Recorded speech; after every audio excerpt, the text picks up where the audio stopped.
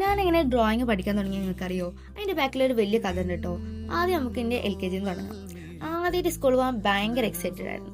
കാരണം എന്താ വെച്ചാൽ എൻ്റെ കൂടെ അംഗനവാടിയിൽ ഉണ്ടായിരുന്ന കുറച്ച് കുട്ടികൾ സ്കൂളിൽ പോകാൻ തുടങ്ങി. അപ്പം ഞാൻ വിചാരിച്ചു ഓരൊക്കെ വലിയ കുട്ടികളായി. അപ്പം ഞാൻ സ്കൂളിൽ ചേർന്നാൽ ഞാനും വലിയ കുട്ടിയാവല്ലോ. അങ്ങനെ സ്കൂളിൽ ചേർന്നപ്പോൾ എനിക്ക് തോന്നി ഞാനും വലിയ കുട്ടിയായിരുന്നു. അന്ന് ഞാൻ തുള്ളി കളിക്കുന്ന ഒരു കുഞ്ഞു പയ്യൻ കേട്ടോ. എനിക്കൊരു LKGയിൽ ഒരു ടീച്ചർ ഉണ്ടായിരുന്നു. ഒരു ക്ലാസ് ടീച്ചറാണ്. അവരെ ഞാൻ ഇപ്പോഴും ഓർക്കുന്നുണ്ട് കേട്ടോ. ഞങ്ങളിപ്പോൾ കോണ്ടാക്റ്റും ചെയ്യാറുണ്ട്. പക്ഷെ ഞാൻ പേരൊന്നും ഞാൻ മെൻഷൻ ചെയ്യുന്നില്ല. എനിക്കറിയില്ലല്ലോ അവർക്കത് ഇഷ്ടമാവുമോ എന്ന്.